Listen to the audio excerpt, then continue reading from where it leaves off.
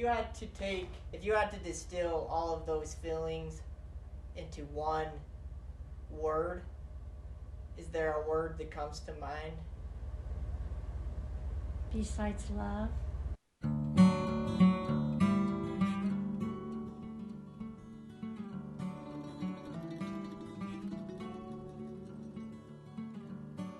I lived the first 3 years of my life up in Thatcher, and the only even inkling I have is one time sitting on the porch with my mom, and my dad was pulling a cow with a tractor. I don't know, the cow must have been dead and he was taking it somewhere, but that's my really only remembrance of that. When we was 3, we moved to Clifton. It's a little town west of Preston. My family is kind of a farming family, and my dad heard about a farm in Roseworth, Idaho, and it was really kind of primitive. It was like a tin house, it seemed like, and there was no indoor plumbing. We'd stop at this creek that was in this canyon and fill up these milk cans with water. This water would be for our bathing, for the dishes, and just everything, and then we had an outdoor toilet. To me, it was nothing out of the ordinary, because I think it was the attitude of my mother. She accepted it and seemed to enjoy living there. We spent probably a couple of summers there in Roseworth. And then my father came back to the original farm in Moody. Dad and Mom were completely dedicated to their family. There was 8 people in our family, and it was a 2-bedroom house. And the rooms were small. I don't remember any closets or anything. And so we were relatively close. I know in bed we would sleep 3 in a bed, so you got close to your family. I wrote in my journal, I don't think a person could ever have grown up in a better place than where I lived. The thing that was really good is I had a brother. My brother Howard was only a year and a half younger than me, so we were all the time best friends growing up. And there wasn't ever a day when we didn't think we had anything to do. We could go and play in the creek, we could walk up to Twin Lakes, and there was always an adventure. Living there in Moody and going to grade school, it just seemed kind of like idyllic because my grandpa and grandma Tucker, they lived really close, and they had 3 daughters, and they were so good to Janice and me. Janice was always my best friend, and we did everything together. When we were little, we had our dollies that we'd play with together, and we'd make houses, and we'd call each other Mrs. And just so many good memories with her. We loved to clean the house together, do things, just all kinds of things. And she was very patient with me and just a really good sister.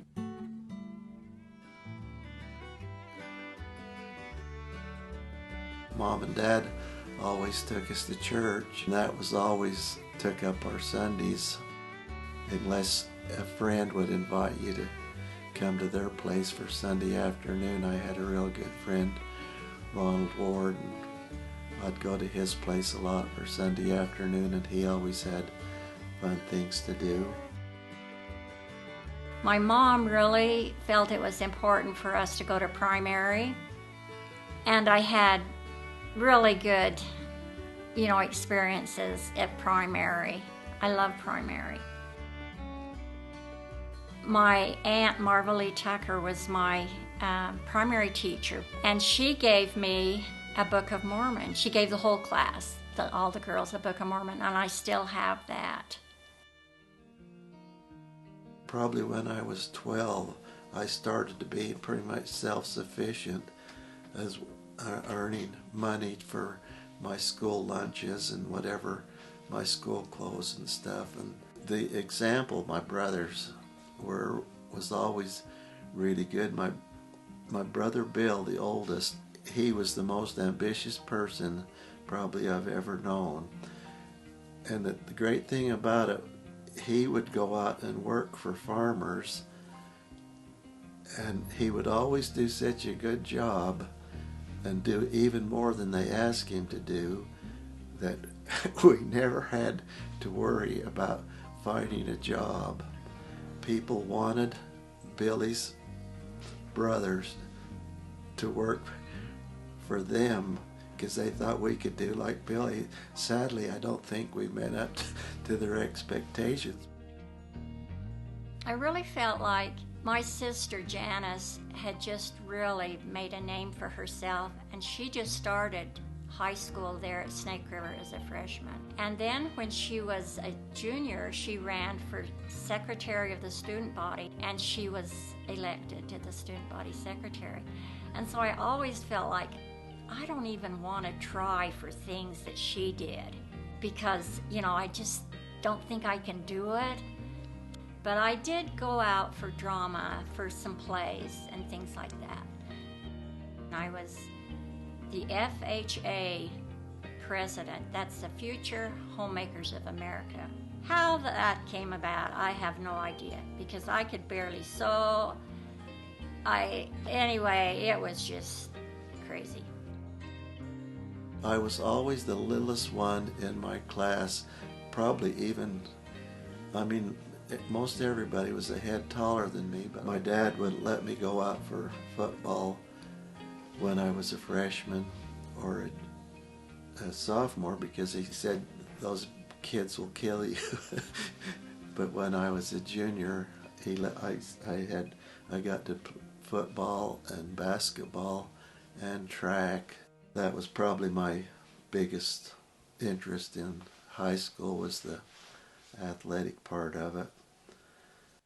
When I graduated from high school, I started working for the Twin Lakes Canal Company. The summer before I went on my mission, my boss, Les Sears, I was with him that day. We were doing things, and he says, I want to stop at the pumping station and adjust the pump. He says, you just wait here for me. And he went inside the pump house, and right there on the banks of the Bear River, and it was only about 20 yards across, and it was a really hot day, and I got it into my head, I'm just going to swim across the river and back. And so I stripped down and stuck off across the river, and the next thing I knew, I hadn't factored in the river was flowing downstream, and it was kind of a rapids there. And then before I knew it, I was right into those rapids, and I swam as hard as I could and grabbed hold with my hands around a great big rock. Just the top of the rock is all I could get a hold of, and I was holding onto that rock, and the water was just coming and coming, and I thought, oh my word, what have I got into? I held on and held on, and I held on so long that I knew I had to do something. My arms were give out, and I couldn't have swum if I'd wanted to, and I'd pretty well resigned myself that was it for me. And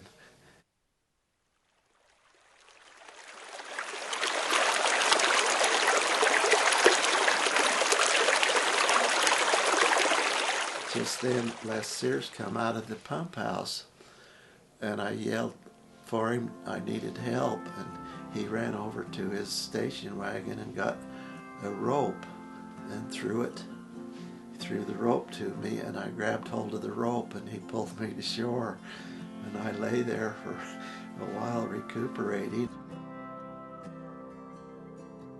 And I says, "Oh, Les, thanks for throwing me that rope and saving me." And he says, "You know, that was a different thing." He says, "I was on my back working on this pump looking up, and somebody says, 'Go check on Dennis.'"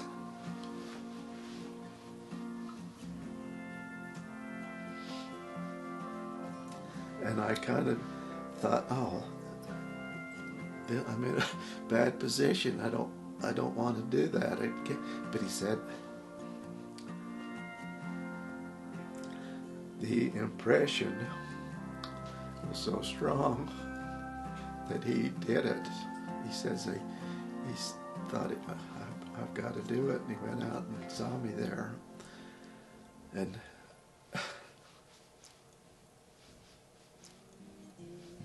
at that time, I didn't probably realize how significant that was.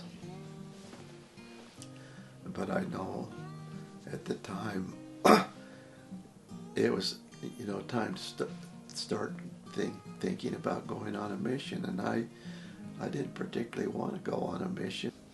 But after that, I thought, maybe that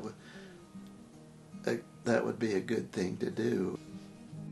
I still, to this day, don't know how to reconcile it in my mind, but that was quite a spiritual experience, and it's always, whenever I start thinking, "Oh, could this be so, or could this be true?" I just have to think, well, Heavenly Father knows your name. So that's what you go on.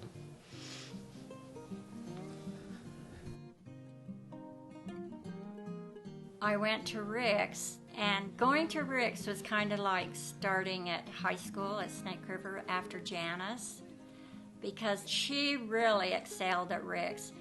She was elected the Woman of the Year her sophomore year, and that was just, something that, man, I could never follow like that.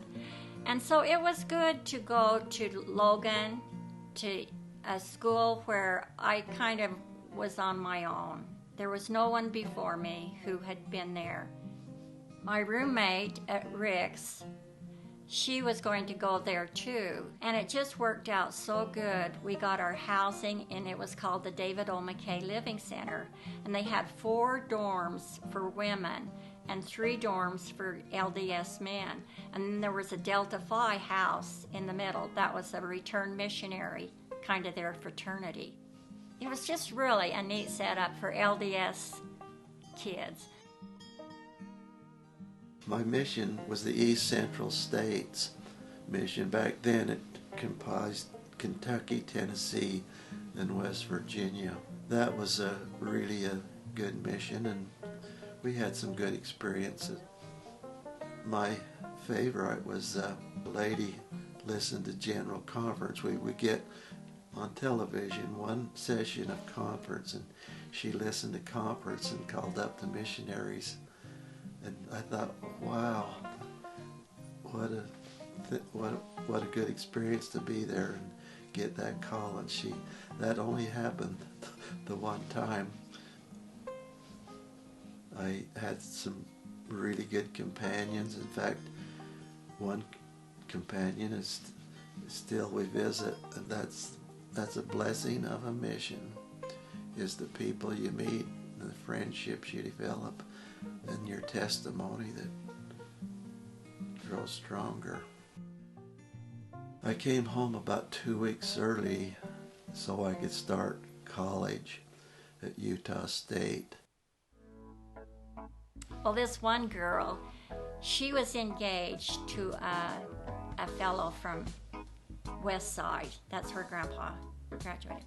And so they wanted to set me up with one of his roommates, and he was also from West Side.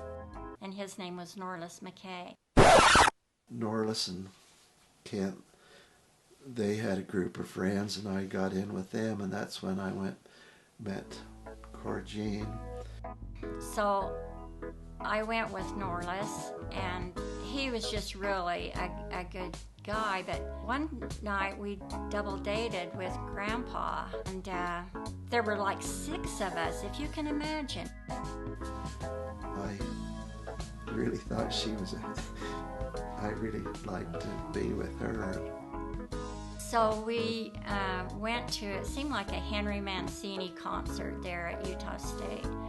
And I noticed when Grandpa got out that he wasn't very tall. And he was really quite, he had a good sense of humor. I chose my major. I wanted political science as my major and history as my minor. And at that time you had to take some, I don't know what it was, but I took accounting, fill that category. And I had a dickens of a time with accounting.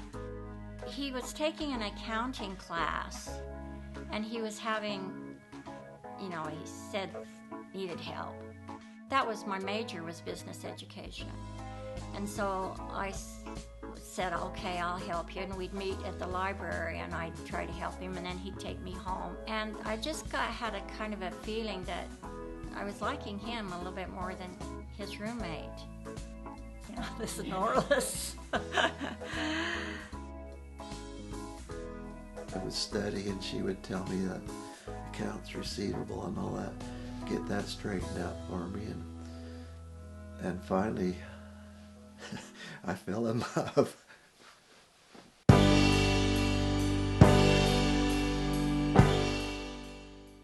That summer, I came up to Clifton and worked, and Cora went to Redfish Lake and worked as a waitress.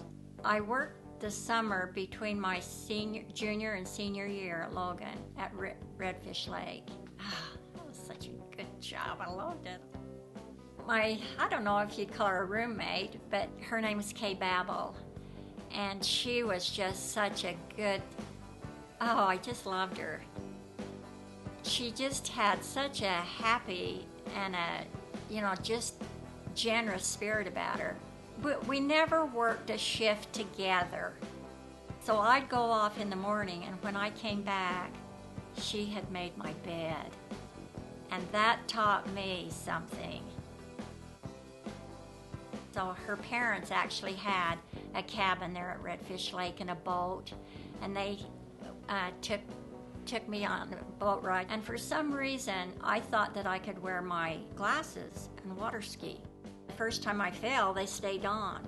But the second time I fell, they were gone. And so my mom had to come up and take me to Twin Falls, and I got new glasses in one day. I don't know how they did it back then. Anyway, just so many fun experiences. I mean, that might not sound fun to lose your glasses at Redfish Lake, but they were so patient with me, helping me learn how to water ski. And she came home, and I knew I wanted to marry her, and I bought the engagement ring. Her sister Janice had a baby, and she went over to get the house warmed up to bring the baby home. And Sam was making a fire in a Stoker-matic. He had the fire going, but then he thought to really get it going better, he'd put a little gasoline in it. And I was standing there right by him, and I thought, this is not good. And the flames just came out, once that fire was ignited. It just was like my legs. And so I knew enough to get on the ground, and roll. But the pants I was wearing, they didn't burn. And so it just happened that my bishop, Moreland Second Ward bishop, came down the road. He and my mom took me into the hospital. And I said, I can't take off my pants. My legs just hurt terrible. And so they just kind of cut at the seam and took them off, and then they could see how I was burned. Her dad called up down to Clifton and told me that, so I came up and brought the engagement ring, and she was in the hospital there in Blackfoot. I handed her the box. I wasn't very romantic. Since she says, "What's this, a package of gum?" I don't know why I was thinking it was be gum.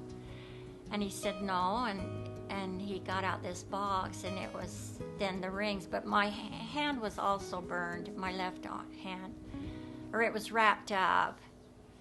And so I couldn't put on any engagement ring. A few days later, I came back and we put the ring on and got engaged.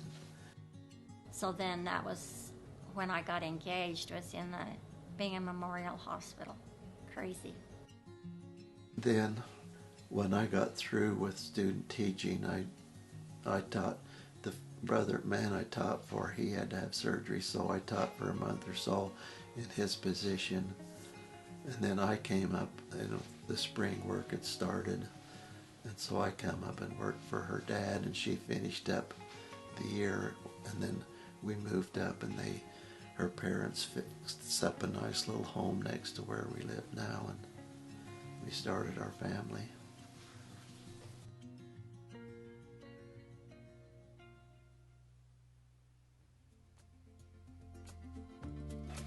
Wayne was born in August of that year. At that time, the Vietnam War was going on, and I was working on here at the farm and driving truck, and you could not get a deferment if you were just a farm laborer. And Wayne was born, and I just couldn't hardly stand the thoughts of going off to Vietnam and leaving Cora Jean and Wayne. So I was lucky, and there was a job opening at Aberdeen. So I went down and interviewed for that job, and I got a job teaching school at Aberdeen, and it worked out pretty good. And then in what time I had, I could make extra money on the farm doing farm work. Well, I never wanted to have two boys close together. It seemed like all of the families I knew that had two boys close together, they just fought all the time. But that wasn't how it was with Wayne and Mark. They were just like good friends, just like Janice and I had been. We went down to Logan to watch a softball game that Beth was playing, and they had, up above the field, they had a playground. And so Mark and Wayne went up there to play, and all of a sudden I could see Mark running around the edge, coming down, and he was alone. And I said, something's happened, because he's alone. And so Dennis ran up there, and Wayne had his foot hooked in one of those, what do you call them?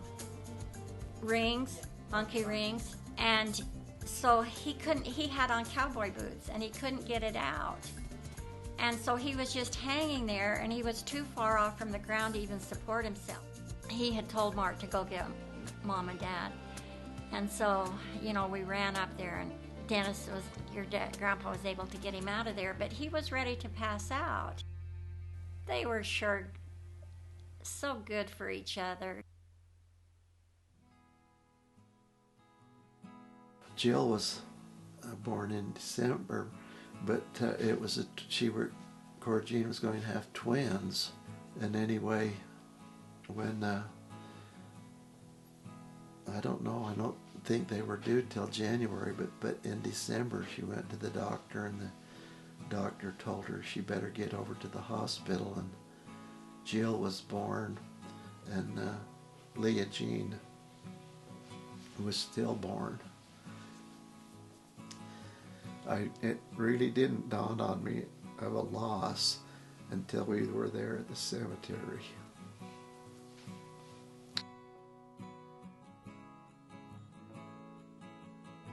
I always felt like maybe it was kind of my fault, because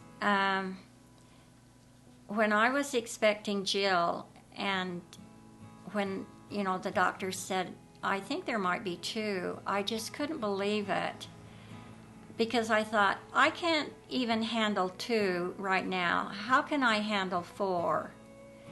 And so sometimes I'd be doing something in the kitchen or, working, and it wasn't going right, and I'd say, oh, I just don't know how I'm ever going to do it, to have twins. And then, to have one of them stillborn, it was like, well, you won't have to, deal with 2 babies. And I really felt bad, that I had talked like that. There was a good thing about that, though, that we just had a little graveside service, and all of the neighbors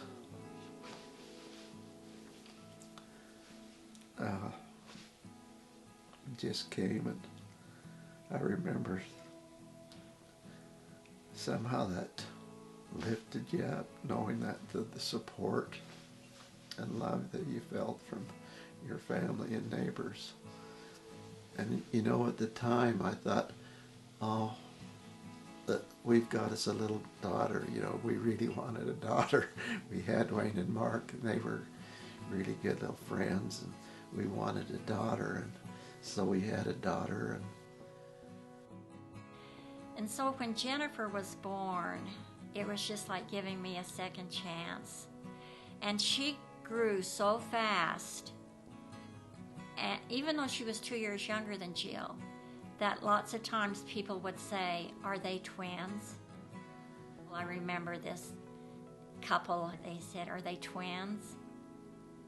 And I just thought, oh, I'm so glad that we had Jennifer to kind of like give me another chance. We had our 2 boys and 2 girls, and that seemed like a perfect size family, and we always could do things together. Wayne and Mark really liked sports, and the girls, they got involved with piano and music, and we were always had things going we could go and support them with.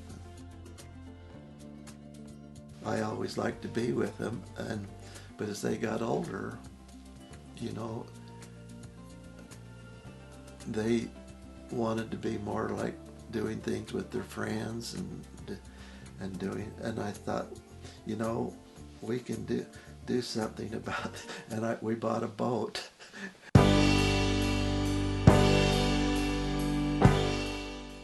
And that was a really good investment. We were lucky and lived close to American Falls and Jensen's Grove, and the kids just liked to do like water ski. And when the kids were in school, in high school, through the summer, we would do our work, move our pipe and and then these 2 or 3 times a week we would go boating, and then they would invite their friends to come with them. I think he was patient so that, he'd give them a chance to learn. Anyway, I thought that was really good investment for keeping the family close together.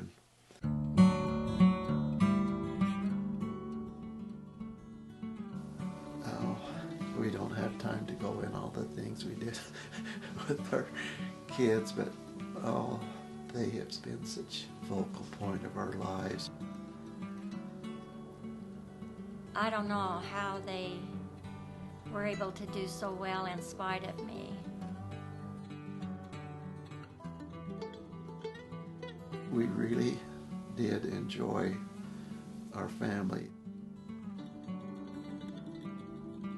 In fact, even more so now, it just gets better and better.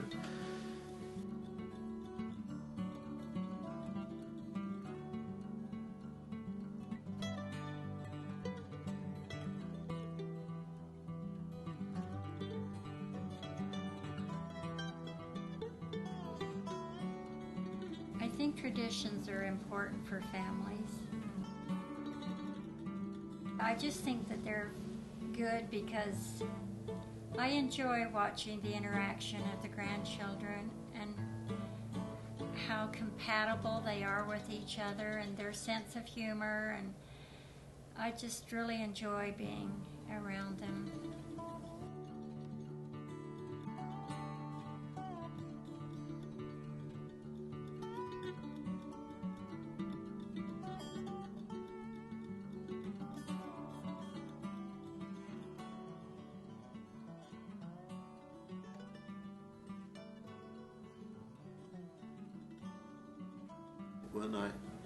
When I was visiting with my dad that last year of his life one time, we were sitting in his room there talking, and he looked at me and he said, "I love you, Dennis." And as far as I can remember, that's the only time he ever said that. And I always felt I was glad to hear it, but I hope my own children don't have to wait till I'm getting ready to die to hear me say I love you.